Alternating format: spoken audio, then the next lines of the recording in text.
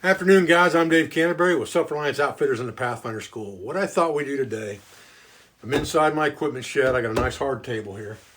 I have a tulip poplar branch, probably 2 feet long, 2.5 feet long, something like that. But what I wanted to show you is a simple modification for a one-stick trap trigger. In other words, a trigger you can make from a simple one stick. It's going to be a modification of a Siberian trap trigger in smaller dimension because we're micro trapping now. We're talking about chipmunks, rats, mice, things like that. Animals that are very prolific, that are easy to eat in one single meal. Per Lungdahl, my Scandinavian Pathfinder School lead instructor, and I taught some trapping techniques at the Modern Eve Adventure this past week in Sweden, week before last, I guess it was now. And we figured out a way to modify the Siberian trigger to make it from one stick very quick and easy. And I want to show you that on an even smaller scale today for micro trapping. Stay with me. Okay, I thought real quick at the beginning of this video we'd talk about saws. Saws are a real handy thing to have when you're making traps for cutting the beginnings of notches, splits, things like that. And you don't need a very big knife to make traps. I've got a simple Mora 511 modified to look more like a 510. But it's an anniversary edition 511 that had the finger guard on it. I ground it off. It's my favorite small working knife. And I have a very small silky pocket boy. Now, the key to this is the blade, okay? Silky saws are very aggressive saws. The blade that comes with this saw is an aggressive, large-toothed blade. But you can buy replacement blades or different blades for all these silky saws. That's what I like about them. And then you could carry a smaller woodworking style, very fine tooth blade. And if you wanted to, you could change them in and out because one blade will loosen the bolt on the saw for the other blade. So you could carry 2 of these in a saw pouch if you wanted to. And you could always switch them back and forth. It doesn't add very much weight to your kit to do that. But for making smaller traps, you're going to want that thinner, smaller, and the blade is a little thinner as well, finer toothed blade, because when you start cutting into these smaller trap components, these silky saws eat wood so bad you'll cut more than halfway through that thing with just a couple strokes and you'll have to start over again. So it's important to have a good saw. You can use a Baco Laplander, works great for that. But if you like carrying silky saws, I like this pocket boy because it's small, and like it says, it's a pocket type saw. You can really just shove this thing in the front pocket or in the front cargo area of a pair of Helicon pants or a pair of Fel Ravens that have that very front pocket on them for like a multi-tool. Fits in there perfect. So anyway, enough of the dribble drabble about crap. Let's talk about this trap trigger real quick. I'm going to adjust this camera over so you guys can see what I'm doing, and then we'll set it up on the table with a deadfall so you can actually see how it operates. Okay, stay with me. Okay, so the first thing that's key to this is figuring out how much of this stick we need to begin with. We're going to need some bait stick, and support is all we're really going to need. So we can get away with probably way under half of this. And we'll just cut that down. We'll get it off to the side here of our table so that it falls free. Just like that. And we'll use a piece about this long to begin with. Set the other one aside. Could be another trigger. The other thing I like about these silky saws is the multiple blade position. Depending on the angle of your cut, you can change that as well. And again, I'm not a huge proponent of the silky saw at this point. I like the Baco as well. But for flat getting things done, these silkies are tough to beat once you get used to using them. All right. Now, what we want to do with this thing is we want to figure out which end is going to be the bait stick, which end is going to be the trap. And we want to take this and kind of get everything evened up. There's a knot right there, so we're going to get rid of that. And the key here is we want to make this square for at least the length of the trap and the front of the trigger. So we're going to take a couple slices off of this thing and just square this thing up exactly opposite of each other, just like this. Doesn't need to be huge slices, just something to reduce the thickness a little bit and kind of even it out, just like that, all right? That's going to make a difference and how easy things are to manipulate later.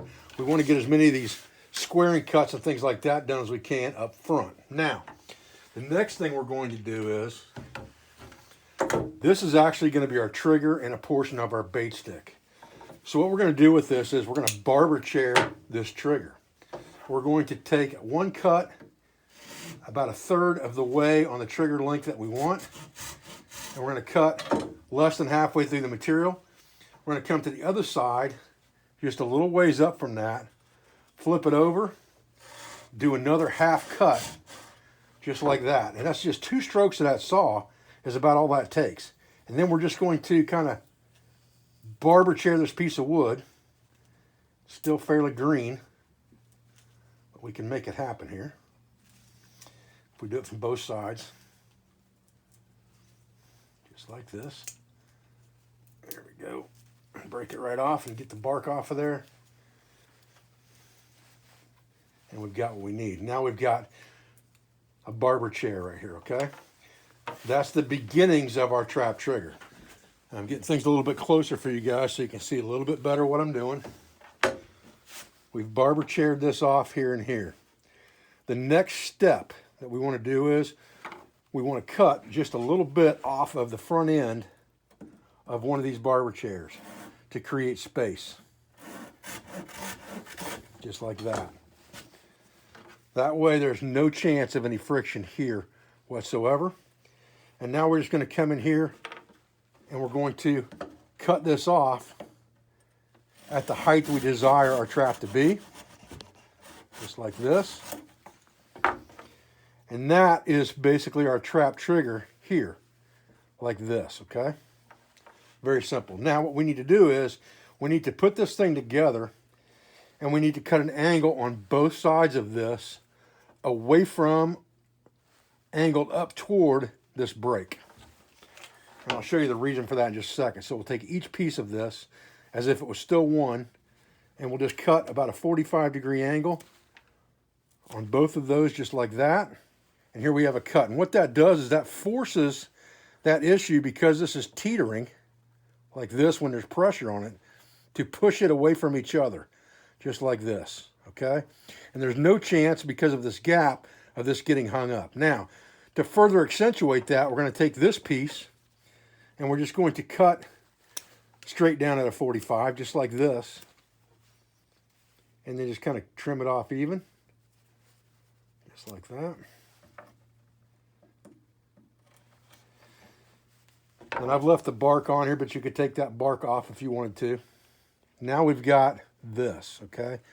You've got an angle there and an angle there, and now it's trying to break apart, and that's what you're looking for. When you put weight on this, it's trying to split apart. Now this is going to be our bait stick. So now all we need to do is notch this.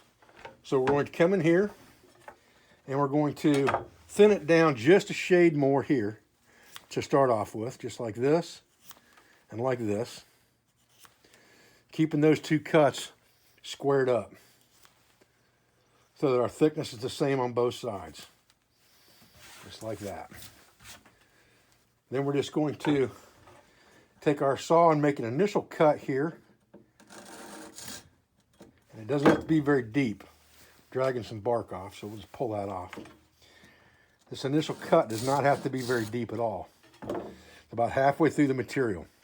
And then we need to figure out how thick this trigger is, give our notch just a little bit more leeway than that. And I'd rather cut it a little bit small the first time. So I'm just going to mark it with my finger, because I've got a piece of soft wood here, so I can put a notch in it with my finger and know exactly where I need to go. Go down that same depth, and then just pop that out of there just like that. And that gives us our notch, okay? Okay. So the whole deal is here, again, the biggest end is the base, and it's trying to separate when it's got weight on top of it. So as it's trying to separate, we're going to use this to lock it together, just like a normal Siberian trigger. And if this thing moves, it's going to break apart. So now we just need to make sure that everything's kind of squared up. where we split things. Just like that. You can leave the bark on or you can take the bark off. That really doesn't matter. If you have to take it off for certain things like we have, take it off. If you don't leave it on, it's not going to hurt anything. It's not affecting anything having that bark on there.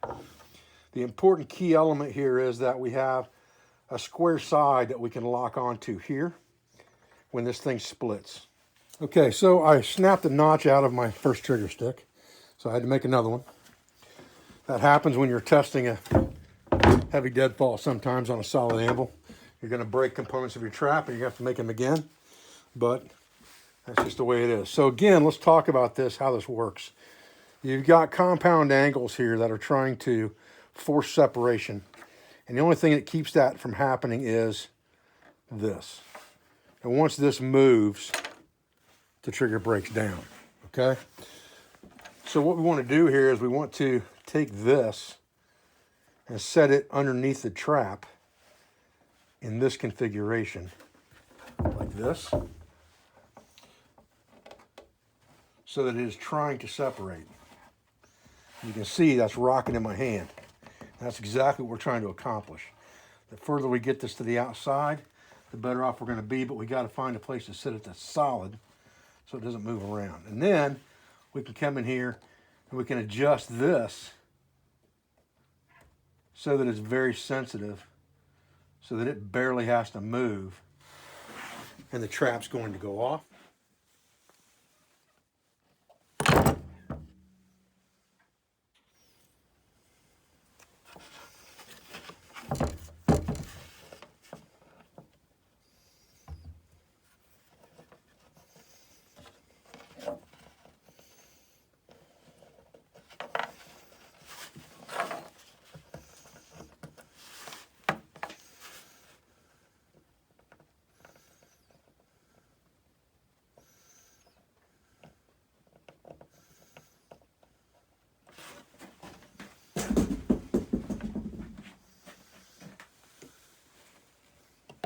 Okay guys, I hope you enjoyed that quick video on how to make this modified Siberian deadfall trigger for micro trapping. And it works really, really well as long as you make your notches and your cuts correctly.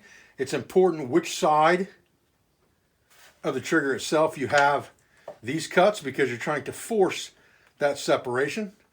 Once you've got that figured out, and you make your notch correct here so that it's not too big and not too small, you can adjust the depth of that notch to get sensitivity on this trap. But it's a very simple trigger system to make. You could make 20 or 30 of those in a matter of no time, so you can camp around the fire and then go set them in areas around your camp with bait that you have left over from food or something that you have harvested off the landscape and you have things left from that food as well. I appreciate your views. I appreciate your support. I thank you for everything you do for our school, for our family, and for our business, all of our sponsors, instructors, affiliates, and friends, and I'll be back with another video as soon as I can, guys. Thanks.